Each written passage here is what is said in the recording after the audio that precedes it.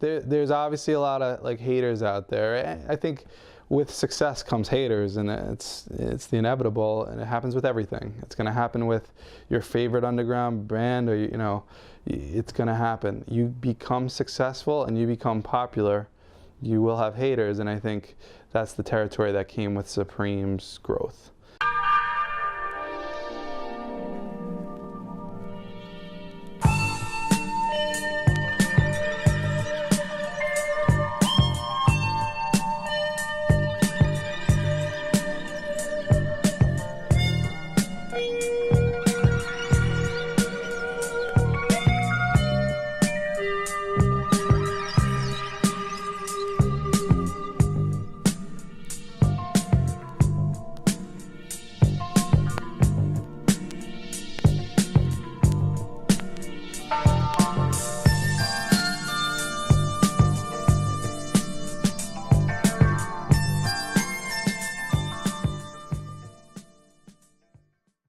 I started skating Manhattan in, I would say, around 95 or so. Loved it, fell in love with the city.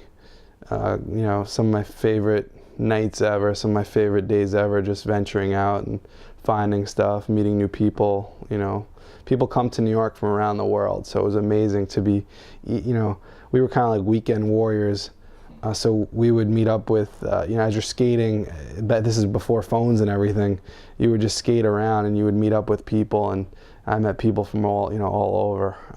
It was great, you know, skateboarding makes the world feel small. So Supreme is actually, you know, it's world famous now. For me, Supreme, I have a little spot in my heart for Supreme because, you know, through my early college years, I would say when I got my first job in Manhattan, I was making the least amount of money in my life. I had no money, and the guys at Supreme, you know, kept me fresh. I was able to see, I would say from 99 to, I would say maybe 2004 or whatever, to really see how it grew through those years. But one thing that I always remember was like the video premieres. So video premieres in New York, yeah, you'd have parties and stuff like that, but one of the cool things about Supreme was they had the TVs in the front, and they would do like a video premiere, you know, show videos through the windows, and there's a, you know, infamous photo with, you know, just people sitting all around, you know, the front of it, the outside, watching the video. That, I think, was the magic ingredient, was, you know, for down in that area in Soho, there really wasn't too much there in that spot.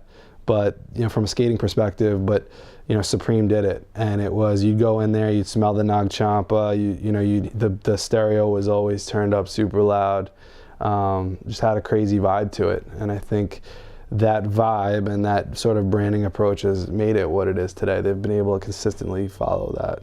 You get off the line, you're going to the back. How about that? It's hard to get. So for you to get something, you either had to spend a lot of money or you had to, you know, have your way of getting it. And, you know, everybody, the way they dress, they want to express themselves.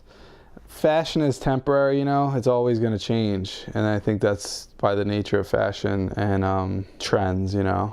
Trends come in, they come and they go. The trend that makes you cool now is the trend that's going to make you not cool if you're still wearing it, you know, a year from now. It's just the way it works. Supreme, every brand has to deal with that too, because you could be a hot brand right now, but how do you keep that torch lit, you know? That's something I think, like, you know, from a perspective of like what Supreme has been able to accomplish throughout all these years, is to kind of always keep things hot. And they're very experimental, you know, they definitely, you know, go out of the box on things and try crazy whack things out, but they've always been able to sort of keep on keep that hotness going, you know. But again, when you burn hot into one group, you're gonna pull away that heat from another group. They could have easily abandoned skateboarding, I guess, and kind of gone their own with the lifestyle thing or whatever. I think they're tapping into that because that's what makes them so gigantic. It's definitely reaching out to a broader audience, right? Because there's way more money in lifestyle money than there is with skateboarding, but their hand is still in the skate game. The Brooklyn store, they put in a bowl. the LA store they put in a bowl, you know. They kept skateboarding in there. These are skateboarders first that Supreme is bringing in to run their thing, just like they did from the beginning in '94 in that first store. You know, it was skateboarder run. So I think they're keeping that formula and just expanding it, you know. So will Supreme last? I think they have lasted this long. I think that they got their formula down to last this long, and they've stuck to that formula. So I always look at history to predict future. With that in mind, I think that they will.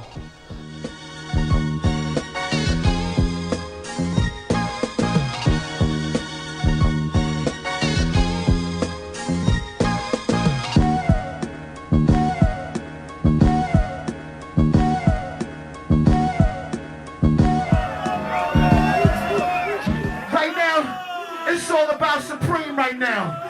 You feel me? We're dealing with greatness right now. This is the Supreme clientele, Mike. Uh-huh.